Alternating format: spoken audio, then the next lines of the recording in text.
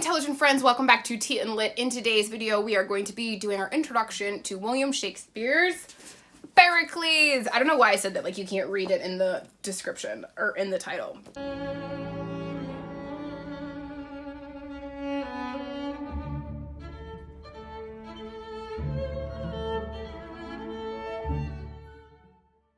Pericles, I think, is supposed to be a comedy. I didn't find it that funny, I'm not gonna lie to you. But we'll talk about that later. This is the introduction video. So, yeah, Shakespeare wrote it. I don't know when Shakespeare wrote it, because although I've been trying to film it for like, I don't know, 3 weeks, haven't gotten to it. Does it matter when he wrote this? It was a long time ago. Shakespeare, Pericles. Introduction. We're not doing the review right now. I have a lot of opinions that I'd like to share, but we'll wait. The play starts out with a Gower, who I think is just like our narrator for the story, basically. I imagine him to be like the town jester that comes out to the side of the stage and the spotlight goes on him and then he gives us the update on what's going on in the story. I haven't read too many Shakespeare plays that do that, so it's kind of... I haven't read too many plays generally that do that, and so I don't really think I like it. If you have to tell me what I'm looking at, then you haven't done your best here, Shakes. Which is rude. The story starts out meeting Pericles, and he is interested in this young woman, and her dad gives him like a riddle to solve for her hand. And the riddle turns out that the daughter and the dad are in an incestuous relationship, and now Pericles obviously wants to get the heck out of Dodge, and this story is him traveling around and all of the things he gets up to as he travels around. Yeah, it's a weird one, guys. I'm not gonna lie to you, Pericles is a weird one. Our characters are the Gower, as I said, he pops out, or John Gower. I saw somewhere where his name is John Gower. Pericles, obvious. Antiochus is the king of Antioch. Helicanus is Pericles' advisor, and he's kind of there to help him out when Pericles is trying to figure out where to go. This is like an odyssey. Like, this does read as like a great epic in that he's going to different places. And you know, having this grand adventure in all of these different areas of the world. But also, like, why are we doing it? I don't know. Just so you guys know. Next is Cleon, not to be mistaken with Klingon, which is the race of aliens from Star Trek. He is the governor of Tarsus. Thysa is the daughter of Simoniodas. And he is the king of Pentapolis. And then last is Marina, and she is the daughter of Thyesa. These were like harder names to deal with, far more difficult than Othello or Julius Caesar, which we have been reading the past couple of months. But anyway, this story is a Shakespearean epic, and we're going to see our main character, Pericles, travel to all these different places and have a really difficult time. And the story is about him finding love and establishing a family and kind of the challenges associated with that. And it's a comedy in the sense that it doesn't end with everybody getting murdered.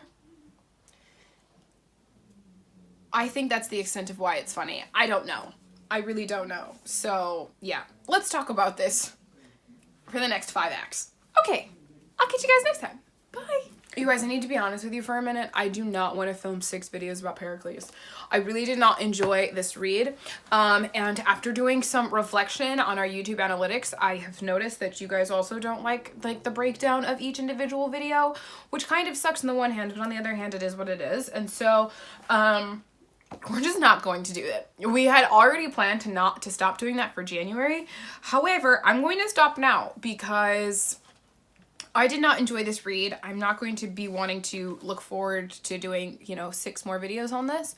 So let's just kind of like get it over with and be done with Pericles. So here's the deal. Act 1 opens up, as I said, Pericles is on his way to Antioch to meet with Antiochus and his daughter. And when I first started reading, I was like, that's weird they didn't give her a name. She was just like daughter or woman or girl or something. I was like, if this is the love interest, why have we not given her a name? Well, it doesn't really matter because she's hooking up with her dad. And so, of course, he wants no part of this and he leaves. So there's this like not even a little bit clever riddle. This really did not read very well. It wasn't even a good riddle. Okay, let me see if I can find the riddle here. I am no viper, yet I feed on mother's flesh, which did me breed. I sought a husband in which labor I found. I read that terribly. Let me try again. Here is the riddle that Antiochus posed to Pericles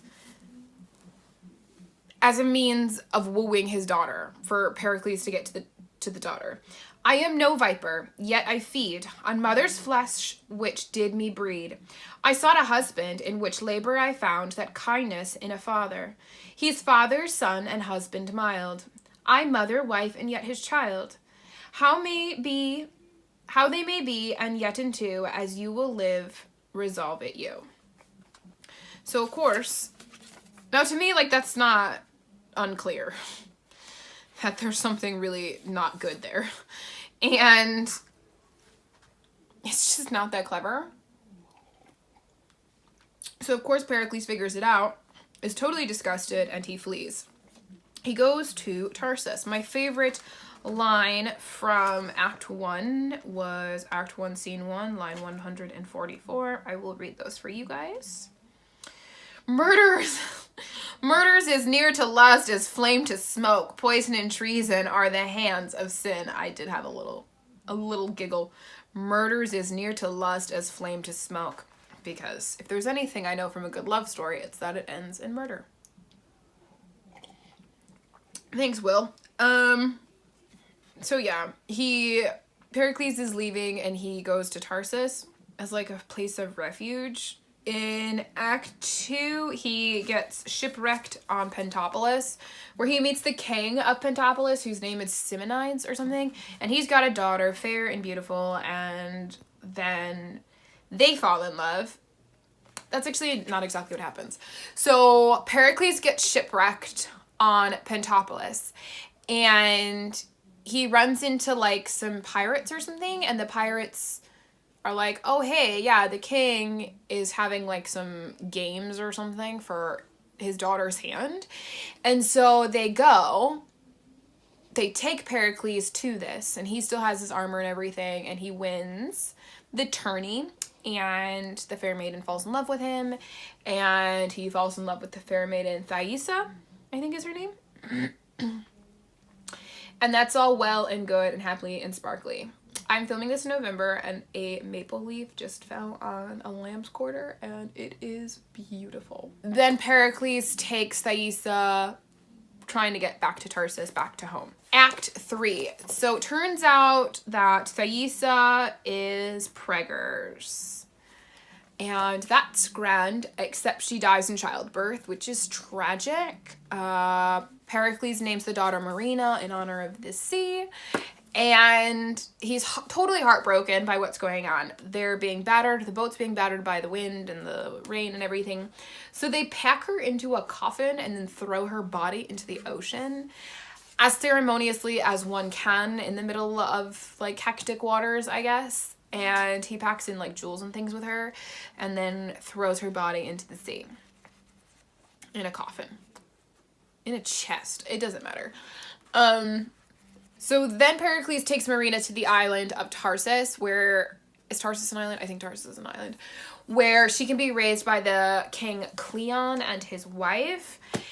Basically, he's just, like, so heartbroken about losing his daughter that he can't bear to, like... Also, at the time, like, it's not like men were able to raise children, particularly daughters, on their own. So, we'll just, you know...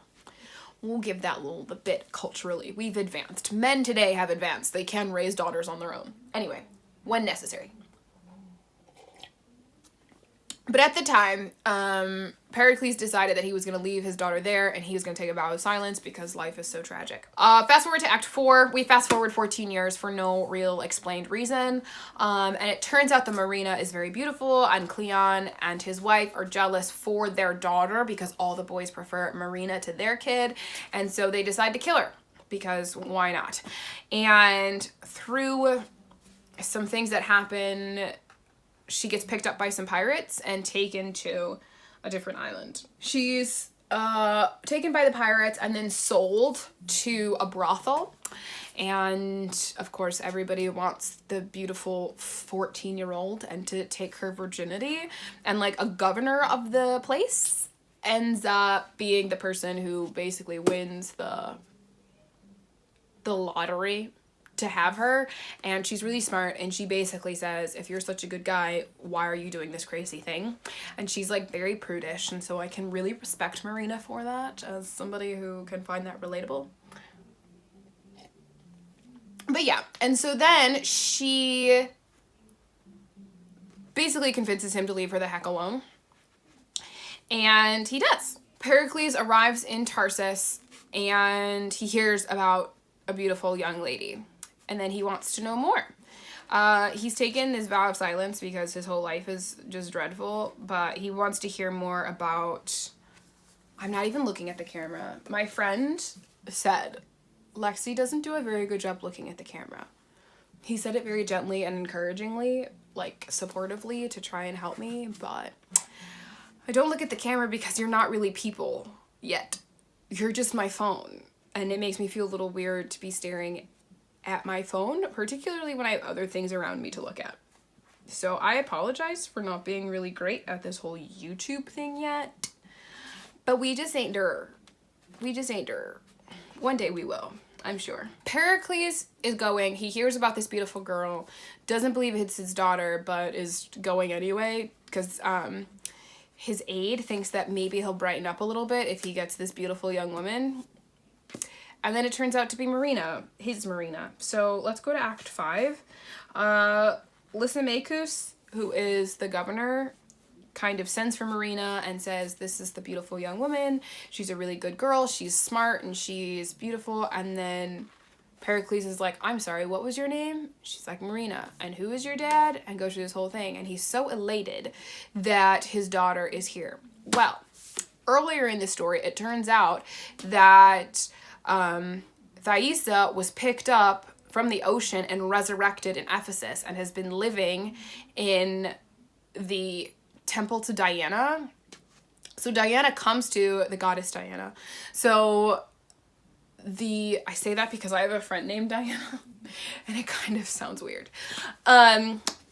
So the goddess Diana goes to Pericles in a dream and is like, come to my temple in Ephesus. And so he goes and Thaisa recognizes his voice and then he's all elated and finds out that that's his wife and that his daughter is alive, his wife is alive, even though he thought everybody was dead. So it turns out to be a happy ending, which is why it's a comedy, I guess. It was not funny, but I wonder if it needs to be watched. This is the first play that I've read of Shakespeare's where I was like, this sucks written.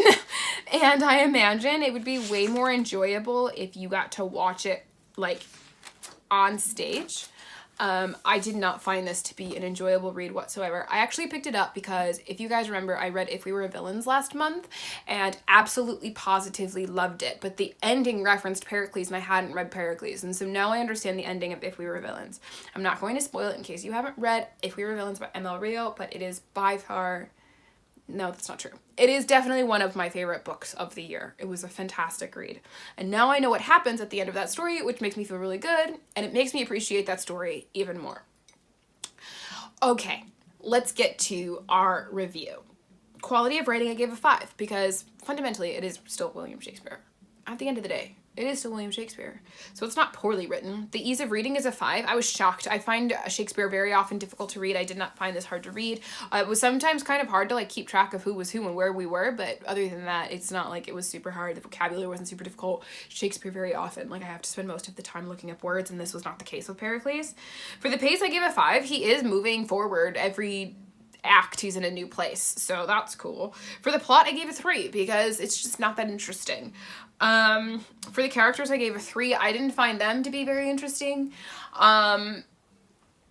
I felt like there were way too many characters. There didn't need to be. This feels like a play that has like a lot of people, and it doesn't need to have so many people because it's not like those people are super relevant to the story. Like the vast majority of them are not relevant to the story. So like you don't even need the whole first act. The whole deal with the incest and everything like that was entirely irrelevant. And I imagine it was making some sort of commentary on something that was going on at the time, just being familiar with Shakespeare. I don't know what that item is, but it was just like not necessary and was very uncomfortable and not good. The atmosphere I gave a 3. Just cause. I don't even know how you would design these sets. The enjoyability I gave a 2. As you can tell, I did not like this book. The insightfulness I gave a 2 because I don't really know what the point is. Which is crazy because usually Shakespeare stories do have some kind of point. We read Othello, it has a great commentary on race. We've read Julius Caesar, it has a beautiful commentary on politics and power. I don't know what the purpose of Pericles was. If anybody does, please let me know. Logic I gave a 4. It wasn't illogical, it was just tedious, which is a difficult word for me to use to describe my dear William. The cover I gave a 3. I just don't really, I do like the folder library book covers when they're all on my bookshelf, but it's not like there's anything super jazzy about it. In conclusion, I gave Pericles a 3. Now, as I said, we read Othello in September. October we read Julius Caesar. November we've read Pericles. I would say that is the order in which I liked them. So hopefully we can do better in the future. Hopefully we can do better in the future. We might need to give ourselves a freebie because, you know, read like Hamlet or something. Because everybody loves Hamlet. Anyway, this is my review of William Shakespeare. I'm looking for my pen because I have to check mark. This is my review of William Shakespeare's Pericles. I would say if you are not in a class and if you are not like in a challenge where you're reading all of Shakespeare, don't bother. This is not his best work, in my opinion. That's just my opinion, guys. I'm entitled to my opinion. Okay? So, where's the rest of the videos that I need to film today? There we go. We're gonna call these done. Boom, boom, boom, boom, boom, boom, boom. You know what this means, though, Lexi? You now have to come up with, like, 6 more video topics. Because you turned this all into one.